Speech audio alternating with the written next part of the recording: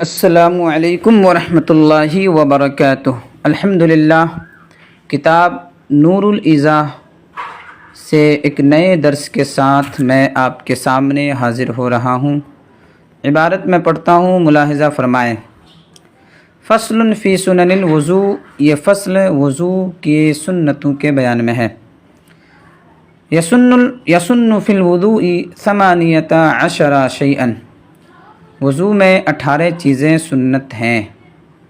پہلی، غسل الیدین الی الرسغین، دونوں ہاتھوں کو گٹوں تک دھونا، یعنی ہتھیلی اور کلائی کے درمیان کے جوڑ کو گٹوں بولتے ہیں، اس کا دھونا سنت ہے۔ والتسمیۃ ابتداء، اور شروع میں بسم اللہ الرحمن الرحیم پڑھنا، یہ سنت ہے۔ کیسے پڑھیں گے؟ بسم اللہ العظیم والحمد للہ علی دین الاسلام۔ والسواک فی ابتدائی، اور وضو کے شروع میں مسواک کرنا، یہ سنت ہے۔ ولو بالاصبع، اگرچہ انگلیوں کے ساتھ ہو، عند فقدہ، مسواک کے نہ ہونے کے وقت۔ تو وضو کے شروع میں مسواک کرنا سنت ہے۔ اگر مسواک نہیں ہے تو انگلیوں کو دانتوں میں آپ پھیر لیں، اور مسواک کلی کرنے کے وقت کی جائے گی۔ پھر فرما رہے ہیں والمزمزۃ ثلاثا ولو بغرفۃ، اور کلی کرنا 3 بار اگرچہ ایک چلو سے ہو۔ دیکھیے، کلی اس طرح سے کی جائے کہ منہ کے ہر پرزے، ہر گوشے، ہونٹ سے حلق کی جڑ تک پانی پہنچ جائے، ہر جگہ۔ آج کل لوگ اکثر یہ کرتے ہیں کہ منہ میں پانی لے کر اس کو اگل دیتے ہیں اور اس کو کلی کرنا کہتے ہیں، حالانکہ جو زبان کی جڑ ہے، حلق کے کنارے تک پانی نہیں پہنچتا، اس طرح سے کلی کی سنت ادا نہیں ہو پاتی ہے۔ اور یہاں مصنف علیہ الرحمٰن نے یہ فرمایا کہ 3 بار کلی کرنا اگرچہ ایک چلی سے ہو، یعنی آپ ایک چلو میں پانی لے کر اس میں سے 3 بار منہ میں اٹھائے اور جو ہے 3 بار کلی کرے تو کلی کرنے کی سنت ادا ہو جائے گی۔ یعنی ایک چلو میں پانی لے کر کے اگر آپ اسے 3 بار منہ سے اٹھا رہے ہیں، ایک ہی چلو میں پانی لیے ہیں، 3 بار اٹھا رہے ہیں، یعنی 3 کلی کر رہے ہیں ایک چلو پانی سے، تو کلی کرنے کی سنت ادا ہو جائے گی، لیکن ہر دفعہ نیا پانی لینے کی سنت ادا نہیں ہوگی۔ پھر آگے فرمانے والاستنشاق بثلاث غرفات، اور ناک میں پانی ڈالنا 3 چلو سے، یعنی ناک میں جب آپ پانی ڈالیں گے تو سنت تب ادا ہوگی جب آپ 3 چلو سے 3 بار ناک میں پانی ڈالیں۔ اگر آپ ایک چلو میں پانی لے کر اس میں سے 3 بار ناک میں کھینچے تو ناک میں پانی ڈالنے کی یعنی استنشاق کی سنت ادا نہیں ہوگی۔ سنت تب ادا ہوگی جب 3 چلو سے ناک میں پانی ڈالیں، ٹھیک ہے۔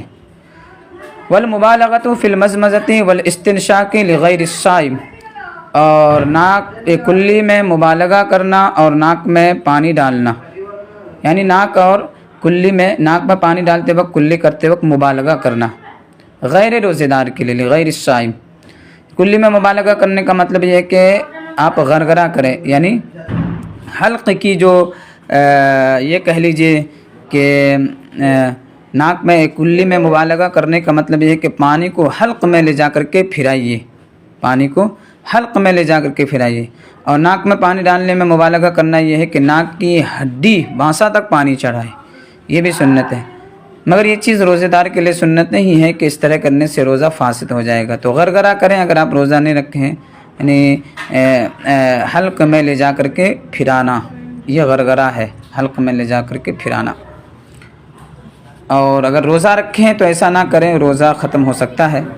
وَتَخْلِيلُ اللِّحْيَةِ الْكَثَّةِ بِكَفٍّ مَاءٍ مِّنْ أَسْفَلِهَا، بِكَفِّ مَاءٍ مِّنْ أَسْفَلِهَا، اور گھنی داڑھی کا خلال کرنا ایک چلو سے اس کے نیچے سے، داڑھی کے نیچے کی جانب سے، یعنی داڑھی اگر گھنی ہے تو اس کا خلال کیا جائے ایک چلو سے، اور داڑھی خلال کرنے کا وقت جو ہے 3 بار چہرہ دھونے کے بعد ہے۔ وتخلیل الاصابع، اور انگلیوں کا خلال کرنا، یہ بھی سنت ہے۔ ہاتھ اور پیر کی انگلیوں کا خلال کرنے کا طریقہ آپ جانتے ہیں۔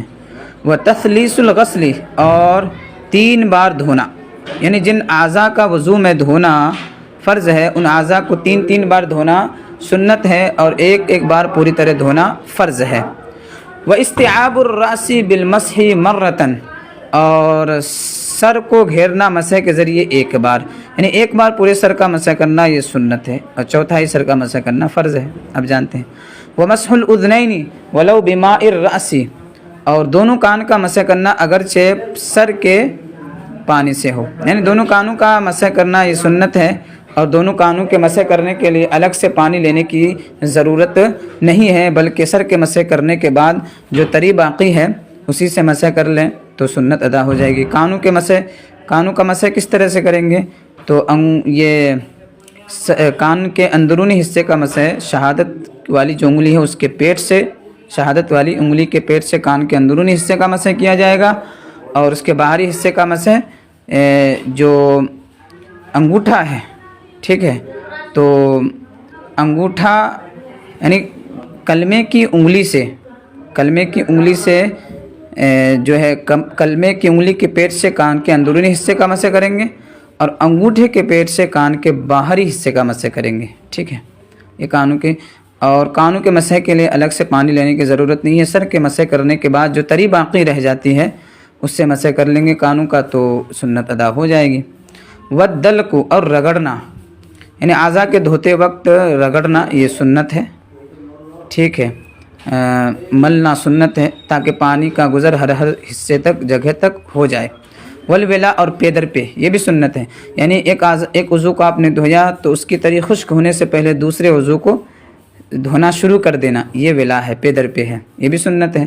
والنیتوں، اور نیت کرنا، نیت دل کے پختہ ارادے کو کہتے ہیں، یعنی آپ کسی کام کرنے کا دل میں پختہ ارادہ کرتے ہیں تو نیت کرنا، لیکن یاد رکھیے نیت یہ آخر میں بیان ہوا اور نیت پہلے ہونی چاہیے۔ اور پھر فرما رہے ہیں وَالتَّرْتِيبُ كَمَا نَص، اور نیت کیسے کریں گے؟ دل سے بھی کر سکتے ہیں، زبان سے بھی کر سکتے ہیں، دل کا ارادہ یہ نیت ہے، اور آپ زبان سے بھی کہہ سکتے ہیں، ایسے کہہ سکتے ہیں کہ میں حکم الہی بجا لانے اور پاکی حاصل کرنے کے لیے وضو کر رہا ہوں، تو نیت کا محل دل ہے، لہٰذا دل سے نیت کریں، مگر دل میں نیت ہوتے ہوئے زبان سے بھی کہہ لینا یہ افضل ہے، یاد رکھیے گا۔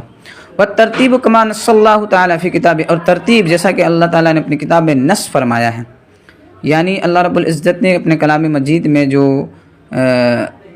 اعضائے وضو کے درمیان ترتیب رکھا ہے اس ترتیب کے ساتھ وضو کرنا یہ سنت ہے، یعنی پہلے چہرے کو دینا، جیسے قرآن کریم میں ہے نا، یا ایھا الذین آمنوا اذا قمتم الی الصلاۃ فاغسلوا وجوہکم وایدیکم الی المرافق وامسحوا برؤوسکم، تو پہلے آپ چہرہ کو دھوئیے، فاغسلوا وجوہکم وایدیکم، پھر دونوں ہاتھ، پھر سر کا مسح، وارجلکم الی الکعبین، اور دونوں پیر کو ٹخنے سمیت دھونا، یہ ترتیب ہے، یہ سنت ہے۔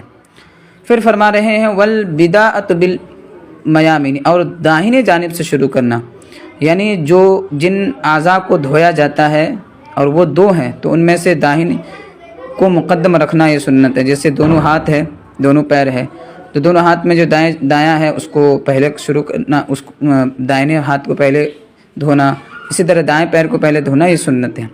ہاں جو اعضاء دو ہیں، جو اعضاء کیا ہیں؟ دو ہیں، مگر وہ دھوئے نہیں جاتے ہیں، جیسے کان ہے تو یہ دو ہیں، دو اعضاء ہے لیکن یہ دھویا نہیں جاتا، تو اب ان دونوں کو ایک ساتھ مسح کرنا سنت ہے، ٹھیک ہے، اور جو ایک وضو ہو تو جیسے چہرہ تو اس میں پورا چہرہ دھویا جائے گا، ٹھیک، لیکن جو اعضاء دو ہیں اور دھوئے جاتے ہیں تو ان میں دائنی جانب کو مقدم رکھنا یہ سنت ہے۔ رؤوس الاصابع، اور انگلیوں کے پوروں سے شروع کرنا یہ بھی سنت بتا رہے ہیں، یعنی جب آپ ہاتھ کو دھو رہے ہیں تو انگلیوں کے پوروں سے آپ پانی کو ڈالیے۔ ومقدم الرأس، اور سر کے اگلے حصے سے شروع کرنا، اور یعنی یہاں یہ بتا رہے ہیں کہ سر کا جب آپ مسح کریں گے تو سر کے اگلے حصے سے مسح شروع کیجئے، یہ بھی سنت بتا رہے ہیں۔ اور آگے یہ بتا رہے ہیں گردن کا مسح کرنا، نہ کہ گلے کا، تو گردن کا مسح دونوں ہاتھوں کی انگلیوں کے پشت سے گردن کا مسح کرنا سنت ہے، گلے کا مسح نہ کرے کہ یہ بدعت ہے۔ تو یہ دیکھیے چار چیزیں بتائیں، والبداءۃ بالمیامین، اور دائیں جانب سے شروع کرنا، ورؤوس الاصابع، اور انگلیوں کے سرے سے شروع کرنا، ومقدم الراس، اور سر کے اگلے حصے سے شروع کرنا، ومسح الرقبۃ، اور گردن کا مسح کرنا نہ کہ گلے کا، یہ سنت بتا رہے ہیں، لیکن آخر میں بتا رہے ہیں وقیل ان الاربعۃ الاخیرۃ مستحبۃ، اور کہا گیا ہے کہ آخر کے چار یہ مستحب ہیں، آخر کے یہ 4 مستحب ہے، یعنی یہ جو 4 آخر میں جو بتایا نا کہ دائنی طرف سے شروع کرنا، انگلیوں کے سرے سے شروع کرنا، سر کے اگلے حصے سے شروع کرنا اور گردن کا مسح کرنا، یہ اس کو مستحب بھی بتا رہے ہیں کہ ایک قول یہ ہے کہ مستحب ہے، اور سنت ایک، اور جیسا کہ میں نے بتایا کہ سنت ہے، لیکن ایک قول یہ مستحب کے تعلق سے بھی۔ مستحب کسے کہتے ہیں؟ مستحب اس فعل کو کہتے ہیں جو شریعت کی نظر میں پسند ہو، مگر اگر کوئی چھوڑ دیا تو کوئی ناپسندیدگی بھی نہیں ہے۔ شریعت کی نظر میں مستحب فعل پسند ہوتا ہے، لیکن چھوڑنے پر کوئی ناپسندی بھی نہیں ہے۔ اب حضور اکرم صلی اللہ علیہ وسلم نے اس کو کیا ہو یا اس کی ترغیب دی ہو یا علماء کرام نے پسند کیا ہو یا اگرچہ حدیث میں اس کا ذکر نہ آیا ہو، تو اس کا کرنا ثواب ہے اور نہ کرنے پر مطلقاً کچھ بھی نہیں ہے۔ تو یہ فصل چونکہ آسان ہے اس لیے ہم نے جلدی جلدی ترجمہ بھی کر دیا، اور آپ ان چیزوں کو جانتے بھی ہیں انشاءاللہ تعالی۔ اگلے درس میں پھر ہم ایک نئے درس کے ساتھ آپ کے سامنے حاضر ہوں گے۔ السلام علیکم ورحمۃ اللہ۔